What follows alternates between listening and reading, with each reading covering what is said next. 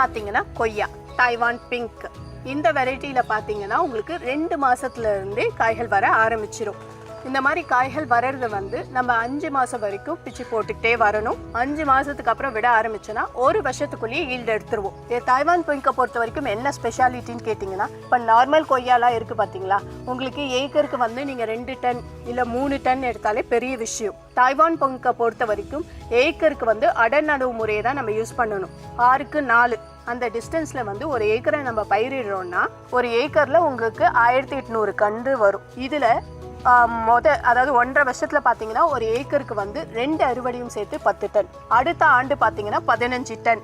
இந்த மாதிரி கொய்யா வகையிலே தைவான் பிங்க்ல மட்டும்தான் நம்ம ஈல்டு வைஸ் அதிகமாக இன்க்ரீஸ் பண்ண முடியும். அது மட்டும் இல்லாமல் தைவான் பிங்கை பொறுத்த வரைக்கும் மற்ற கொய்யாலாம் உங்களுக்கு 2-3 நாள் ஆனாலே மஞ்சள் ஆன உடனே காய்கள் இறங்கிடும் இல்லையா. ஆனால் தைவான் பிங்கை பொறுத்த வரைக்கும் 15 to 20 நாள் ஆனாலும் ஒரு காயும் மரத்தை விட்டு இறங்காது. அதுதான் இதோட ஸ்பெஷாலிட்டியே. அதே மாதிரி எவ்வளோக்கு எவ்வளோ ஈல்டு கொடுக்குதோ அவ்வளோக்கு அவ்வளோ நோய் தாக்குதல்லாம் இருக்க தான் செய்யும். காய்ப்புழுவாக இருக்கட்டும் இல்லை நெமட்டோட் தாக்குதல் எல்லாமே இருக்க தான் செய்யும்.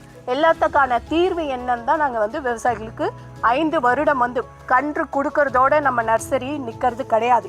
நம்ம உற்பத்தி பண்ணுற எல்லா ரகங்களுக்குமே சொல்கிறேன், கண்ணும் கொடுப்போம். அதை எப்படி பராமரிக்கிறது, என்னென்ன ஃபீடிங் கொடுக்கணும், என்னென்ன நோய் கட்டுப்பாடு எப்படி பண்ணணும், எல்லாத்தையுமே எங்களோட LNTC நர்சரி வந்து கைட் பண்ணிட்டு தான் இருக்குது விவசாயிகளுக்கு.